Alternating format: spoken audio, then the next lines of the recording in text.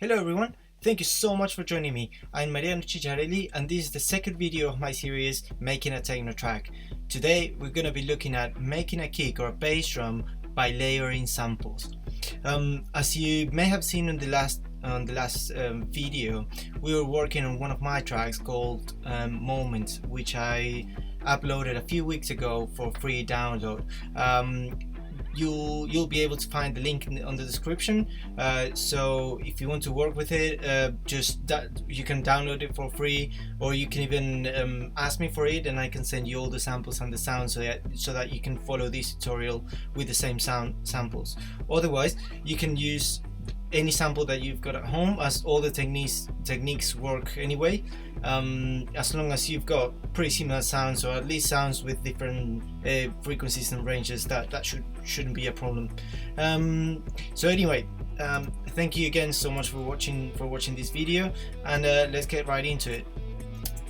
So what I've done here is to prepare two different channels, with the kick as it sounds on the track, with all the work done already, and how the kick sounds with actually no work whatsoever.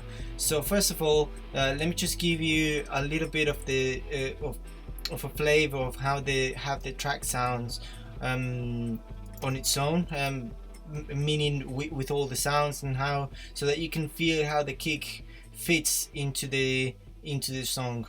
So I'm just gonna play just from here, so you can have a quick listen to it.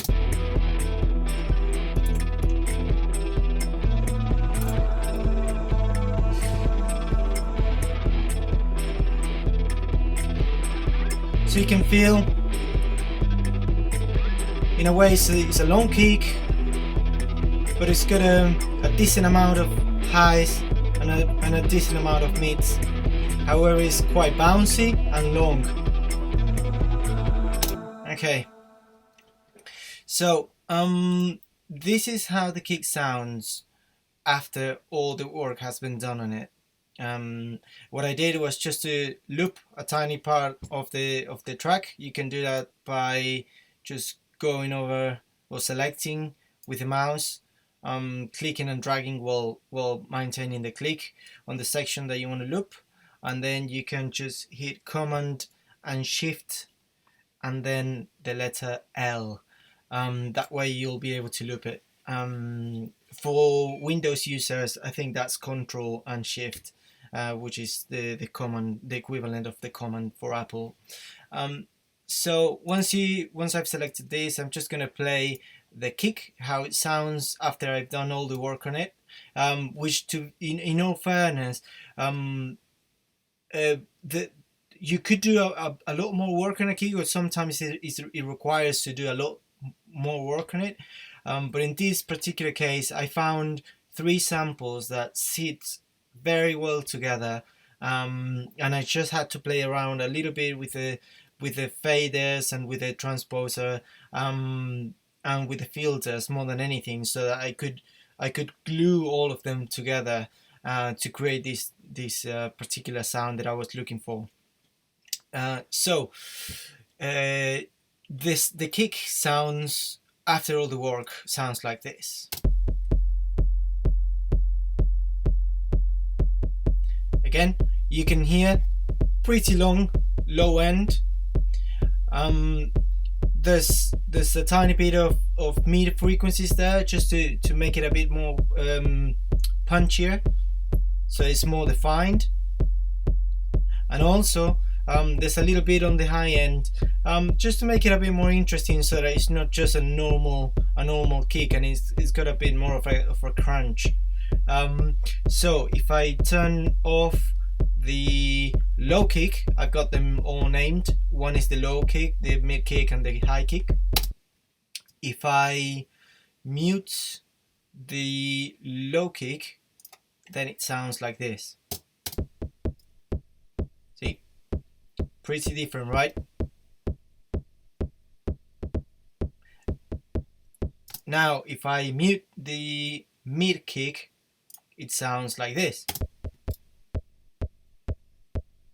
So that's almost nothing on the low end, although it's got a bit of sound on the low end, which is currently being pushed by the equalizer. But it sounds more like crispier, and you can see that it's even got a little bit sounding on the high frequencies as well. So this is a really high kick. I've done a bit of work on the sample as well, just trying to pick the right place for it to sound. And now if we go back to the main full sound, you can see how it starts to build all together again. Main frequencies going in. You can also see it on the equalizer here as well, on the EQ, and then add in the low kick, and that changes pretty much everything. Because that was this low kick was my main focus, but on its own it just sounds long and a bit boring, even though it's got body and it's got a really good length. It just sounds a bit boring on its own, and I wanted to add a bit more texture to it. You'll hear me talk about texture a lot, to be honest, on this series and in general, because I think that's what makes tracks interesting. Just give music flavors, give music textures. Okay, so that's enough of that kick. Now what I've done is to create another channel with the exact same 3 samples, but in this case you can see the EQ is as it comes by standard. There's nothing touched on it, and the samples as well, they are as they come out of the box, which, by the way, these 3 samples, as I mentioned in my last video, they come from a Vengeance pack. I absolutely recommend you guys to buy and download the Vengeance packs. They are absolutely amazing. They are absolutely worth it. You'll probably be able to make all the music you need from those if you don't have the chance to record your own stuff. I also love recording my own samples. You'll see in the future there's even on this same track there's a lot of there are a lot of sounds that I record on my own on my studio. Even if you don't have a professional recorder, it's always worth to record sounds and try to play with the sound processing to see if you can have if you can get any interesting sounds, which I guarantee you'll be able to do. We'll go through that as well in the future. Okay, so just so that you can see the difference, I want to show you also how these 3 samples sound without any processing at all. They're just put together in the drum rack and sounding all simultaneously as they come out of the box, and this is how they sound.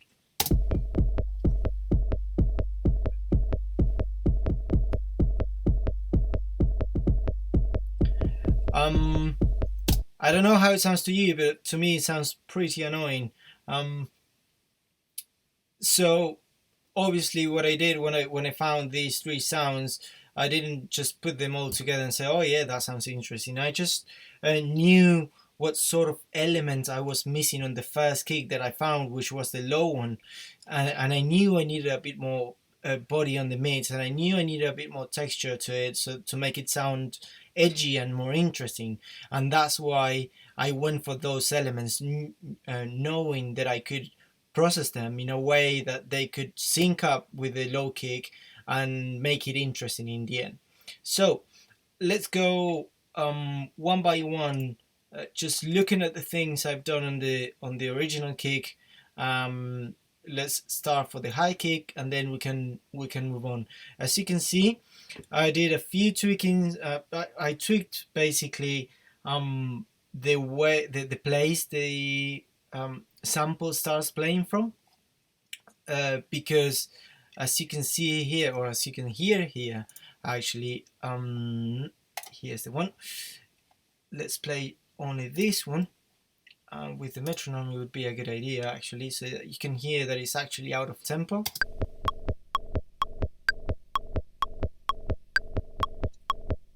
Yep. So, and I want this to play almost in sync with the other kicks. So what I did was to move by clicking and maintaining the click and dragging. I can select the point, I can select the start point for the sample. And I want it just about there. Roughly, it's not a precise science. You just have to try how it sounds. Actually, we can do that now. I can select the low kick to play. Let's just play both of them.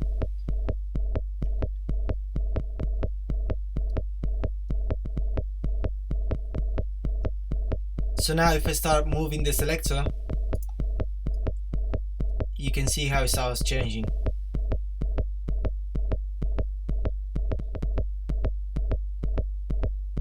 Yep.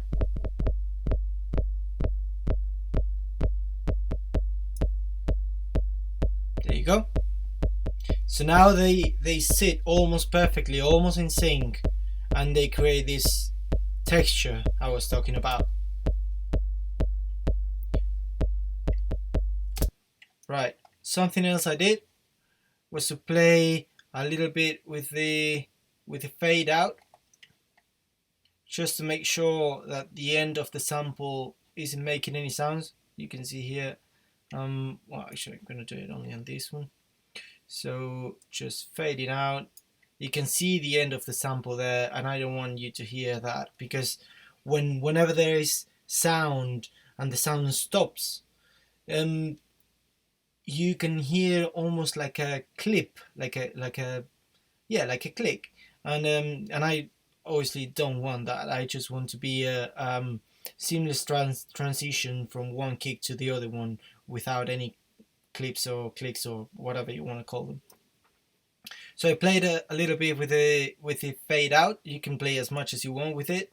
If you feel like a sample is way too long, you can make it shorter using the fade out. And obviously, because you can also make it shorter with this, but the problem with that is that it just cuts the sample, and again you get an abrupt sound. In this case, with the fade out, what you're doing is, even though it's very quickly, you're just lowering the volume in a way that it's just it doesn't suddenly stop. So again, I'm just gonna play with a fade until you can't hear that end anymore. And let's see. And I think that's pretty much it with that kick, mainly because again, this is a very weak kick. It's just a high end sound, which doesn't affect anymore. Something else you could potentially look into doing with this kick, that at the moment I didn't do, because you really can't feel any difference.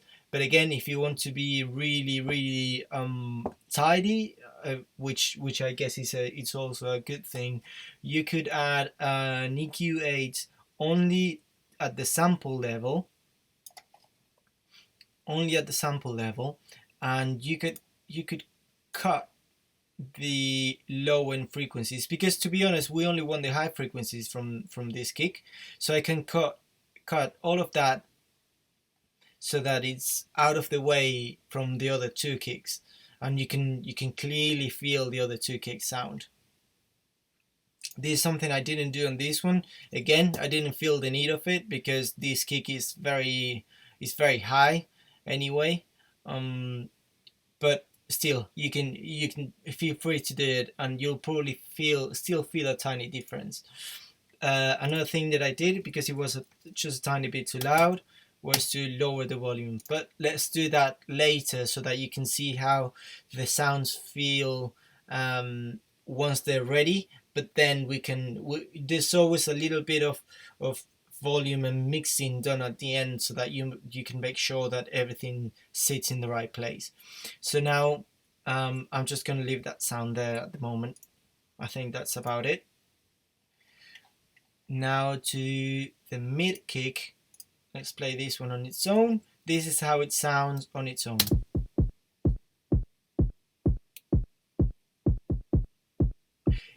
on this one you can almost hear that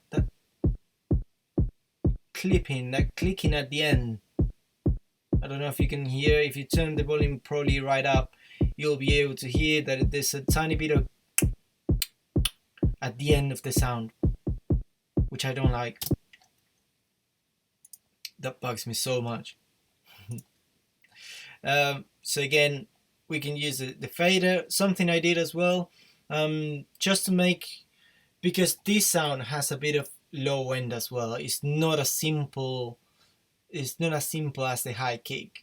So I've got to make sure that it's not interfering with the low end kick, because again, as I told you at the beginning, the low kick is the one I found first. The low kick is the one that I want to base the kick sound, the main kick sound on. So I need the other two sounds, the other two samples to fit around the main sample, which is the low kick. So again, I want to give texture to the low end kick, but I don't want to take from its bass, and I don't want to take from his room and its own texture. So what I'm gonna do here is to transpose the mid kick slightly bit up. I'm just gonna play it so you can hear what I'm doing. Transposing 1, 2, 3 steps. Barely any difference, but still it sits a lot better. Let me just play it from 0 together with the low kick.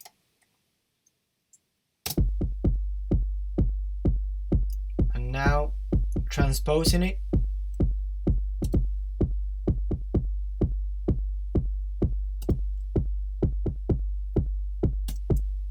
Three steps. Now I can feel it's more of a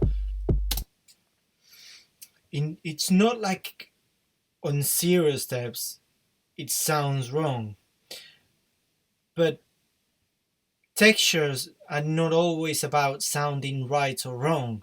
In this case, what I'm looking for is for a feeling. I'm just looking for what I want to feel and what I want to hear on this particular kick. And now when I'm playing around with it and I can feel that sort of synchrony with they play, I don't know exactly how to explain it, but it just feels right when I'm on that step. You can try playing around with samples. I absolutely recommend to do this, and you'll feel what I'm talking about. It's not always about the tune or the notes that they are playing or the note they are the closest to playing, but it's also about that feeling that you get when you play two samples at the same time. Sometimes it feels right from the get-go, and sometimes you have to play around with the transposer to be able to make them sound right. To me, right here at plus 3 steps, it sounds right. Sounds about right.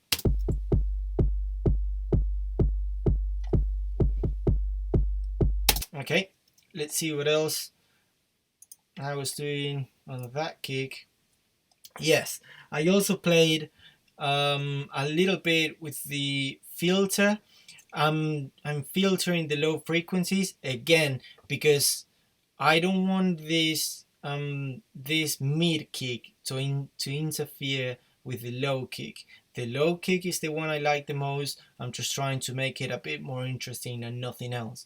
So what I'm gonna do is what I did here, and I'm gonna do on the other one, is to remove the low frequencies as a whole. So to do that, I'm gonna go to the mid kick, and I'm gonna turn on the filter, and I'm gonna select the low pass filter. Yep, from that drop down or drop up. I don't know if that word exists, but anyway, you get me. From that menu, and I'm gonna select the low frequencies that I want to cut. If this knob is right down, then it means I'm letting everything go through. If I select this to 100 Hz, then it means I'm not allowing any sound below 100 Hz to go through, and those are the low frequencies. So you can see here, still letting a tiny bit go by, but see the difference. Yep, that's a full sound, and that's removing the low frequencies. You can feel, you can hear it gets weaker, and we're also leaving all this room for the low kick to take it over. Boom, there you go, and you can see how it fits and it sits there right at the low end. Okay. I also, on this kick, I also put the volume down to -60 Vs, but we're not going to do it at the moment. I just want you to hear how all the sounds are built, and then we're going to mix them all together. Excuse me. So let's go to the low kick, which I suspect is the one with the less amount of work. If I'm not wrong, it's only got a filter. Oh, and I'm actually lowering it down a little bit more to take advantage of that really long low end. So I've used the transpose to go down, to go up, sorry, 3 steps. I'm looking at the wrong kick. There you go.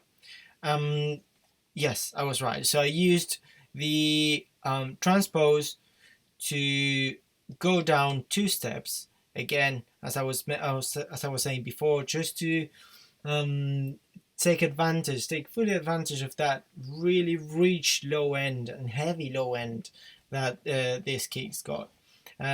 Another thing that I'm doing, because this kick gets too long for this beat, and it ended up just not sounding right, I'm using the fade out, and the fade out I'm doing it pretty long as well. Because I want to take advantage of the length of the sample, but I don't want to use it entirely. Another thing that I'm doing is filtering the high end. So I'm gonna take you guys through those steps. Right, this is the low kick as it comes from the sample box.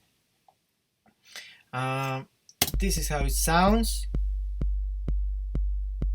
You can even see it's got a tiny bit at the mids, like a tick tick tick sound, which I don't particularly like on this sample, and that's why I'm removing the high frequencies, because I want to use the other two to replace this part of the kick.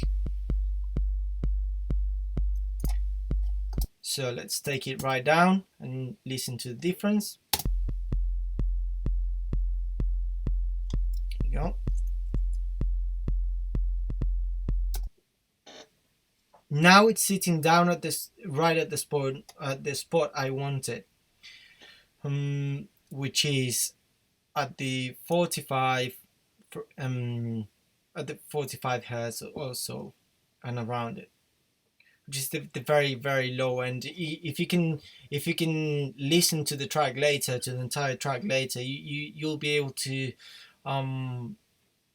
hear the body and the drive that this low kick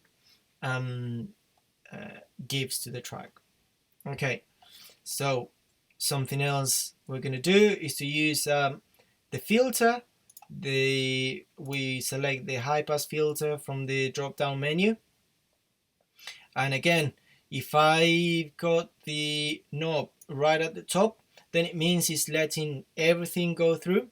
But I don't want everything to go through. If I hit the play, you'll be able to see that everything is going through, and I want to change that to only let frequencies. You can see how it changes the sound. I only want to let, probably I should have cut to there. That's all I want. I don't want anything else. Yep. And now we're going to use the fade out, just to make sure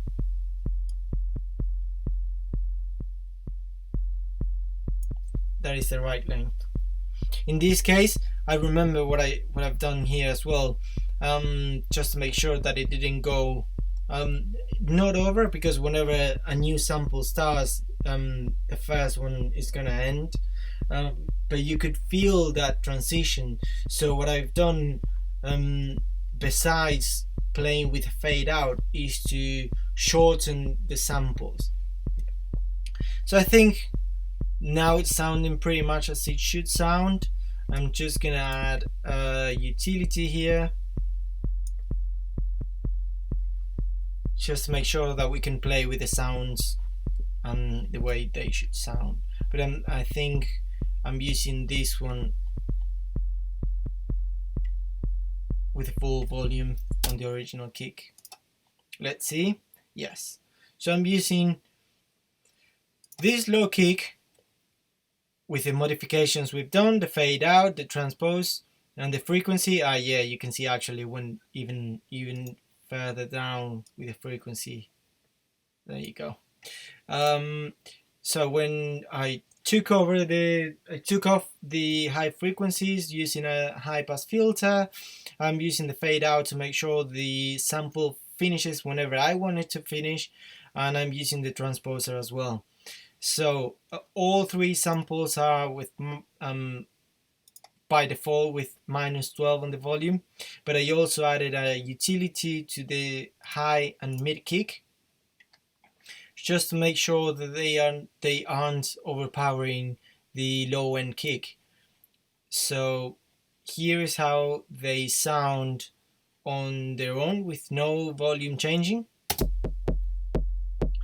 You can feel that it's pretty heavy on the mid and the high end.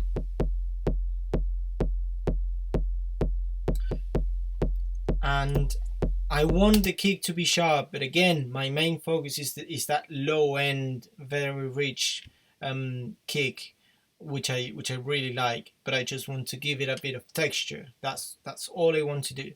So I'm gonna go -6 on this utility, and I'm gonna go -6 on this utility as well. Now you'll be able to feel the difference. There you go. So now it's not. It's a pretty well balanced kick. Obviously, you can think differently. You can feel that maybe you liked it better the way it was before. But this is pretty much what I wanted to accomplish with these changes. I had this kick in my mind, and I worked my way to it with by processing the samples this way. So the last little bit of work that I've done, just a bit of EQing. I always do this.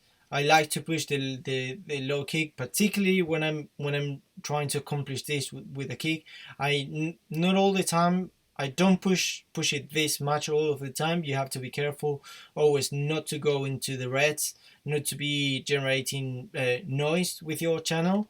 But I've gone high enough on these frequencies because I really want to empower that kick to take over the track. I want the entire track to be riding on that kick. So I'm gonna go. I'm gonna use this this iterator, I suppose it is. I don't know exactly how you call it, but I'm gonna go with the number 2 and probably close the Q a tiny bit, just so it's not that wide. And I'm gonna use it there. I actually went a bit wider with it. There you go. And there. So now it's got a full body sound, deep, long. It's a very interesting kick from my point of view. I hope you like it as well. If you don't, obviously, or if you don't agree with any of the techniques that I'm using, or if you have any tips or anything that you feel I might have done differently, please send them my way. Obviously, I'm always open for discussions. I'm always open to hear new ideas, you know. And in this particular case, I feel that I got to the kick that I wanted to get, and I'm pretty happy with it. But again, I'm open to new ideas and new suggestions, new tips. That's what it's all about. So this is how the kick sounds in the end.